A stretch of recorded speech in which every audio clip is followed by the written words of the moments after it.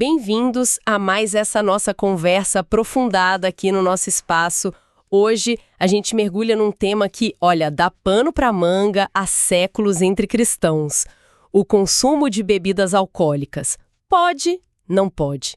É uma pergunta antiga, né? E as respostas são muitas.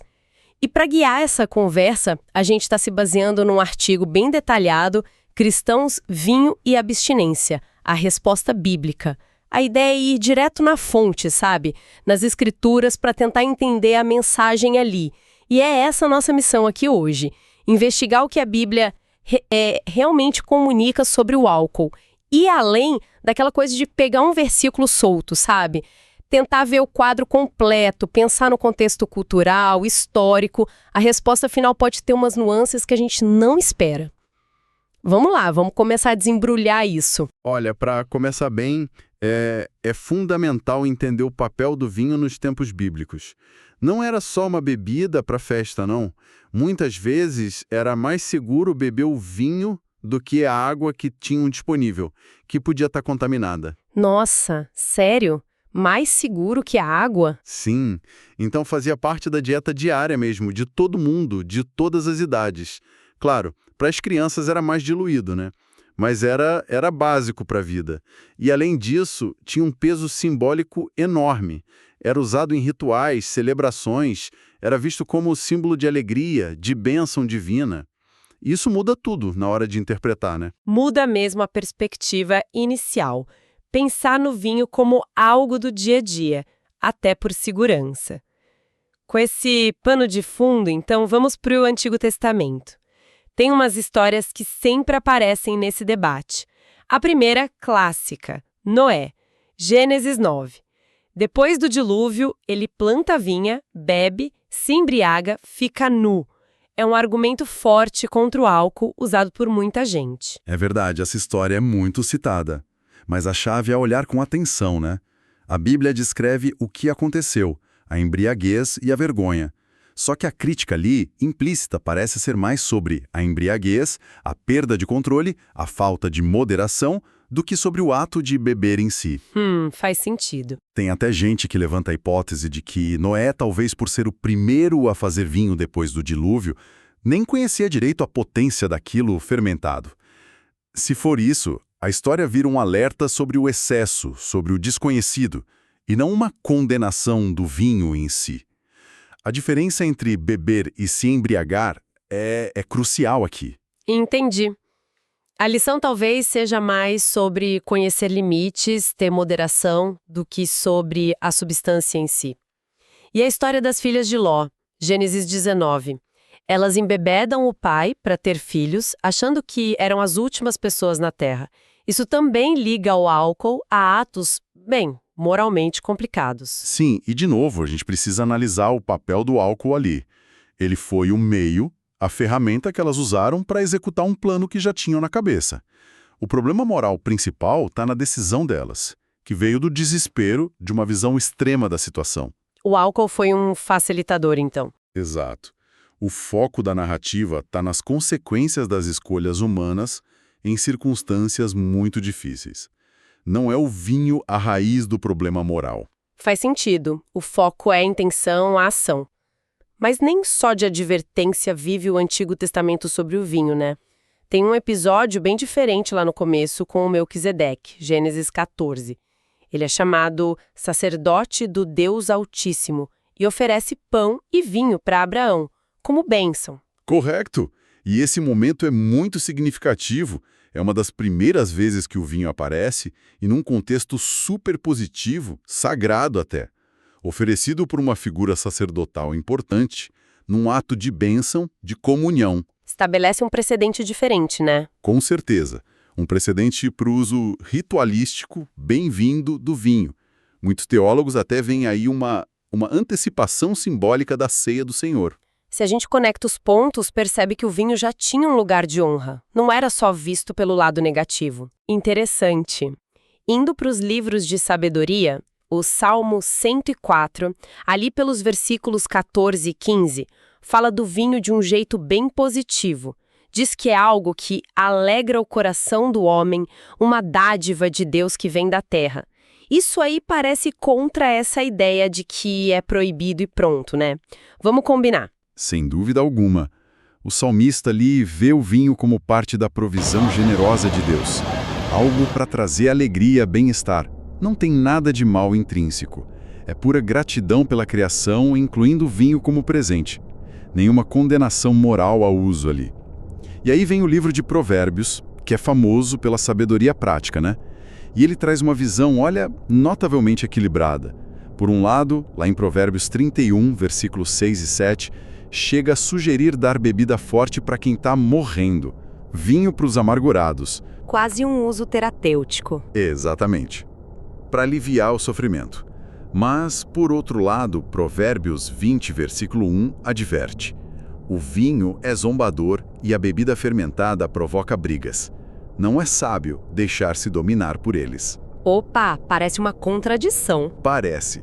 Mas, na verdade, isso mostra a profundidade da sabedoria bíblica. O álcool não é bom ou mal por si só. O impacto dele depende do contexto, da quantidade, da intenção, da sabedoria de quem usa. O problema que aparece sempre é o abuso, a perda de controle, não a substância em si. Então a própria Bíblia reconhece essa tensão, essa dualidade do vinho? Precisamente. A sabedoria não é negar a tensão, mas aprender a lidar com ela. Reconhecer o potencial para alegria e alívio e também o perigo do excesso, da perda de controle. Isso chama a gente para o discernimento, para a moderação. Essa visão equilibrada prepara bem o terreno para a gente entender como Jesus, a figura central do Novo Testamento, lidou com o vinho. E aqui, acho que as coisas ficam ainda mais interessantes. O primeiro milagre dele, lá nas bodas de Caná, em João 2, foi transformar água em vinho. E o texto ainda faz questão de dizer que era um vinho de excelente qualidade. Isso é muito forte. É um episódio crucial, sem dúvida. Algumas tentativas de dizer que era só suco de uva, sabe? Isso não se sustenta muito bem. A palavra grega usada, oinos, consistentemente significa vinho fermentado. E o contexto, né? Uma festa de casamento judaica onde vinho era esperado, era central. E o mais impactante é que Jesus não só aceitou o consumo. Ele proveu. Ativamente e em grande quantidade. Seria teologicamente muito esquisito ele fazer isso se considerasse o álcool algo inerentemente pecaminoso, concorda? Totalmente. Ele provê ativamente e um vinho bom parece um endosso implícito bem forte contra essa ideia de pecado na substância, né? É um ponto dificílimo de argumentar contra para quem defende a proibição total baseada na natureza da bebida. E tem mais. A acusação que fizeram contra Jesus lá em Mateus 11:19. Aí está um comilão e beberrão. Uma acusação dos opositores, claro, mas que revela alguma coisa. Exato. Mesmo sendo uma crítica, ela só teria alguma lógica se Jesus de fato participasse de refeições e bebesse vinho socialmente. Se ele fosse conhecido por ser abstêmio, a acusação seria ridícula, né? Facilmente desmentida. E a resposta dele? A resposta de Jesus, comparando o estilo dele com o de João Batista, que era abstêmio, sugere que as duas posturas podiam existir dentro da fidelidade a Deus. Eram chamados ou abordagens diferentes. Ou seja, a própria crítica acaba confirmando que ele não era abstêmio. E aí a gente chega na última ceia, Mateus 26. Jesus institui a comunhão com pão e vinho, um dos momentos mais sagrados do cristianismo, e ainda promete beber vinho de novo no reino futuro. Esse é, talvez, o ponto mais alto dessa questão. Elevar o vinho a elemento central da ceia, simbolizando o sangue dele, a nova aliança, e ainda prometer que vai consumir de novo na consumação do reino. Isso dá ao vinho um status quase sacramental e escatológico também. É difícil imaginar algo considerado intrinsecamente mal sendo usado assim, né? Muito difícil. No coração da fé cristã, a gente vê uma continuidade fascinante aí desde a bênção lá de Melquisedeque até essa promessa futura no reino. Seguindo para os escritos dos apóstolos, a gente encontra uns conselhos bem práticos. Paulo escrevendo para Timóteo, que era um líder de igreja, em 1 Timóteo 5, 23, ele diz: não continue a beber somente água, tome também um pouco de vinho por causa do seu estômago e das suas frequentes enfermidades. Olha só, o vinho recomendado por questões medicinais. Uma recomendação médica direta vinda de um apóstolo. Isso reforça mesmo a ideia de que não existia uma proibição geral, né? Ao mesmo tempo, Paulo é muito direto ao alertar contra o excesso.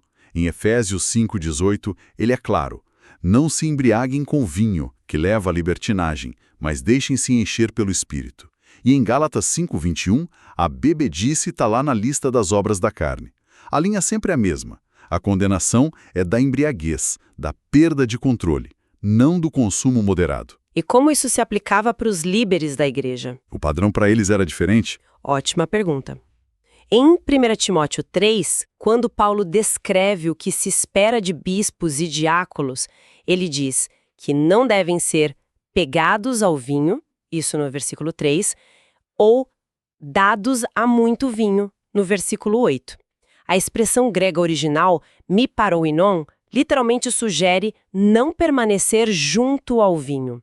Indica evitar o excesso, a bebedeira frequente. Então a exigência era moderação, não abstinência. Exato. Exatamente. É importante notar isso.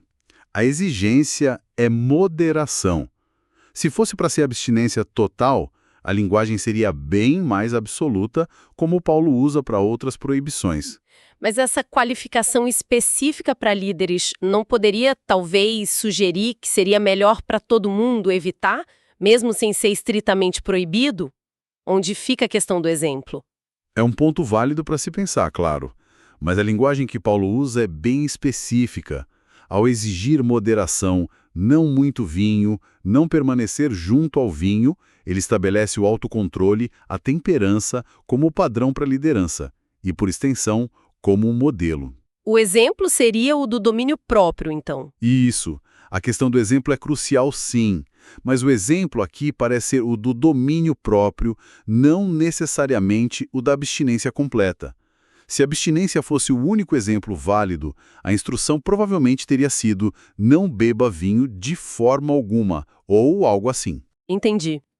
O padrão é a moderação exemplar. Bom, então se a análise bíblica aponta para a permissão do consumo moderado, condenando só o excesso, de onde veio essa tradição tão forte de proibição total em muitas igrejas hoje em dia? Essa é uma virada histórica importante de entender. Essa doutrina da abstinência total, que é muito forte em alguns círculos evangélicos especialmente, ela não vem direto das interpretações bíblicas mais clássicas, sabe? Ela tem mais a ver com o movimento de temperança. Movimento de temperança. Sim, que ganhou muita força nos Estados Unidos lá pelo século XIX e início do XX. Foi uma reação social, muitas vezes liderada por cristãos, aos problemas gravíssimos de alcoolismo que afetavam as famílias, as comunidades naquela época. Aí, a abstinência total passou a ser vista como um sinal de piedade, de responsabilidade social. Virando quase uma doutrina em alguns grupos. Exato. E assim, as intenções eram boas, a preocupação social era legítima, sem dúvida, mas essa postura acabou sendo exportada para outros lugares, via missões, e muitas vezes foi apresentada como a posição bíblica única. Isso acabou obscurecendo um pouco a distinção tradicional entre uso e abuso. E essa não é a única visão cristã sobre isso, né? De forma alguma. É importante saber disso. Igrejas ortodoxas, católicas, muitas denominações protestantes mais tradicionais, principalmente na Europa, ainda mantêm a visão que permite o consumo moderado. Essa diversidade toda mostra que a proibição total é uma interpretação mais específica, não é um consenso universal tirado das Escrituras. E impor essa regra cultural como se fosse um mandamento divino pode levar ao que a gente chama de legalismo, né? Criar regras humanas e dar um peso para elas que a Bíblia não dá, acabando por restringir a liberdade cristã. Compreendido o contexto histórico e essa diversidade de posições. E para quem busca hoje uma orientação bíblica para decidir o que fazer pessoalmente, que princípios podem guiar? O apóstolo Paulo parece ter bastante a dizer sobre isso, né? Sim, Paulo fala muito sobre como viver a liberdade cristã nessas questões que não são essenciais para a salvação, principalmente em Romanos 14 e 1 Coríntios 8 a 10. Dá para tirar alguns princípios-chave daí. Primeiro, liberdade com responsabilidade. Tudo me é permitido, mas nem tudo convém. Exatamente, 1 Coríntios 10, 23. A pergunta não é só eu posso, mas também, isso é sábio? É útil? Ajuda no meu crescimento e no dos outros? Segundo princípio, o amor ao próximo. Romanos 14, 21 é muito direto. É melhor não comer carne, nem beber vinho, nem fazer qualquer outra coisa que leve seu irmão a tropeçar. Ou seja, a minha liberdade tem um limite no amor pelo outro. Perfeito. Se a minha liberdade, por exemplo, de beber moderadamente, pode prejudicar a fé ou a caminhada de outra pessoa, o amor me chama a pensar em abrir mão disso, voluntariamente. E terceiro, a consciência pessoal. Romanos 14, 5 diz: cada um tem opinião bem definida em sua própria mente. Nas áreas onde a Bíblia dá liberdade, a gente deve buscar a direção de Deus, estudar a palavra e agir de acordo com a nossa consciência, sem ficar julgando os outros que chegam a conclusões diferentes dentro dessa mesma liberdade. Ok. Recapitulando então toda essa nossa análise, o fio condutor parece ser este. A Bíblia condena, de forma muito clara e consistente, a embriaguez, o vício, os comportamentos destrutivos que vêm do abuso de álcool. Mas ela não proíbe o consumo em si, quando feito com moderação, com responsabilidade. Pelo contrário, a gente viu o vinho como parte da vida comum, como presente de Deus, remédio e até como elemento central em rituais sagrados que Jesus mesmo estabeleceu. Diante disso tudo, qual seria a implicação prática? Olha, a implicação é que, do ponto de vista estritamente bíblico, beber álcool com moderação não é pecado. Ponto. Contudo, isso não quer dizer que a abstinência não seja uma escolha válida ou, em muitos casos, até a mais sábia. Certo. A pessoa pode escolher não beber por vários motivos: saúde, histórico pessoal ou familiar com alcoolismo, por sensibilidade da própria consciência ou, como a gente viu Paulo ensinar, por amor ao próximo, para não ser pedra de tropeço. O ponto crucial é que essa escolha pela abstinência venha da sabedoria, da convicção pessoal, do amor cristão, e não de uma regra legalista que vai além do que a Bíblia ensina e que acaba tirando a liberdade que Cristo nos deu. Então a questão fundamental talvez não seja um simples sim ou não. É mais sobre como a gente navega essa área. Como se exerce a liberdade com responsabilidade, com sabedoria, moderação e, acima de tudo, com amor. Como é que se honra a Deus e se edifica os outros sem cair nem no legalismo, que é proibir o que Deus não proibiu, nem na libertinagem, que é abusar da liberdade. Exatamente. E isso nos leva a um pensamento final, para a reflexão mesmo, que vai além só da questão do álcool. Como é que essa análise toda sobre liberdade, responsabilidade, a importância de entender o contexto histórico-cultural e o foco principal no amor, como isso pode moldar nossa abordagem para outras áreas complicadas da vida? Interessante. Como aplicar esses mesmos princípios, o discernimento, a moderação, o foco no que é essencial, a consideração mútua, para lidar com outros dilemas onde a nossa fé encontra a cultura, as tradições, as escolhas pessoais do dia a dia, buscando sempre uma resposta que seja, que seja fiel à palavra, ponderada e relevante para hoje.